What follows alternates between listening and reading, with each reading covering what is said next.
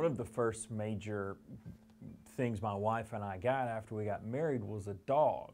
And this was a great dog. He is a good dog, and we love him very much, but I didn't know a lot about being like a good dog parent, if you will.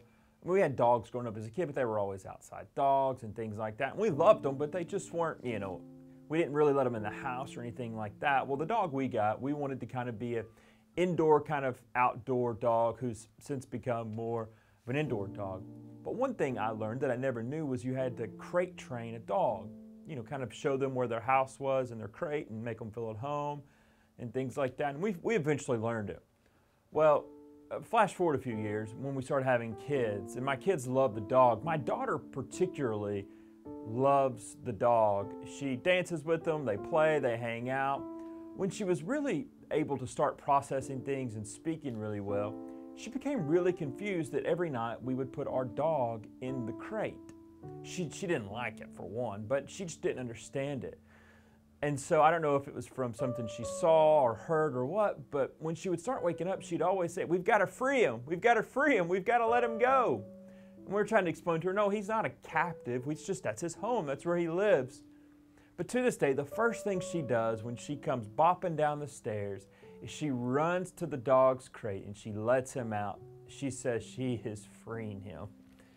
I think about that, and then I think about John chapter 8 and verse 31 and 32. Listen to this. So Jesus said to the Jews who had believed him, "If you abide in my word, you are truly my disciples, and you will know the truth, and the truth will set you free." So Jesus here is talking to a group of people who have lived their life based on a very rigid set of laws. And here's one thing that these people didn't understand that Jesus was talking to. They didn't really understand grace. Man, they didn't understand that if you break a law, if you do something wrong, man, there's grace through God. They just thought that if it was one and done, man, if I break this law, I'm done. But Jesus says, no, that's not the intent. The intent of the law was never for you to be perfect, and if you forgot one or missed one, you get struck dead. The point of the law was always to point to God and faith in Him. The Bible says Abraham trusted in God, and it was reckoned to him as righteous. So what Jesus does when He comes, He says, look, I didn't come to abolish the law, I came to fulfill the law. But there's grace. You're trying to be righteous based on being good. Well, then you got to ask the question, man, what is good? Jesus said, I didn't call you to be good. I didn't even call you to do everything right. Man, I called you to trust me. So when Jesus says there's freedom in me, I've come to set you free, once again, He's not saying I've come to wipe out all of the law. Jesus says, I've come to demonstrate for you what it looks like to have grace, what it looks like to have forgiveness, what it looks like to be forgiven even when you break a law. Even when you do something wrong, I've come to demonstrate for you what it looks like for the Father to wrap His arms around you and say, you are forgiven. I think sometimes in life, you and I have an issue with forgiveness. And I don't necessarily mean towards other people, although that may be true, but I mean towards ourselves. See, here's what we've done. We've received Christ. He's our Savior. We're trying to walk with Him every day. But when we screw up, we become mad at ourselves. We become worried. We become fearful. And we think, what is all this for? Jesus says, I came to set you free. He didn't come to give us a license to do whatever we want. He came to give us grace and show us mercy so that on our worst days, when you and I don't feel the best about ourselves, we can look to Jesus and we can say, you know what?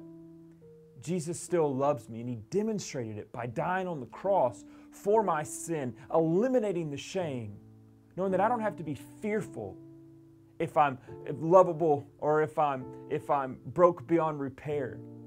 Because everything He did on the cross demonstrates that we are lovable, that we are fixable, that we are forgiven, and that we do have grace. These are weird times. We're all kind of stuck at home. We may not be on our normal routine. We may not be on our schedule, or maybe you are. But I know this. We're doing a lot of things we're not normally used to doing. And so when we do that, we don't always do things that the best or the things we want to be doing. And so we can become hard on ourselves. We don't even have grace on ourselves.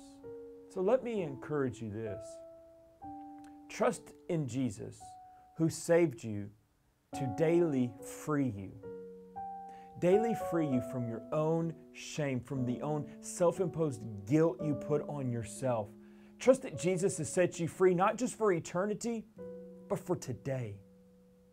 Trust that Jesus is still with you. He still loves you. And He's still in your corner. So practice grace and practice mercy with your neighbors. But practice grace and mercy with yourself also. Ask God to forgive you when you sin. But also ask God to help you practice for yourself that which you want to practice with your neighbors. Let this be a time when we trust that God is with us, that He loves us, He's in our corner, and He's showing us now more than ever His grace and mercy. May this set you free. God bless you.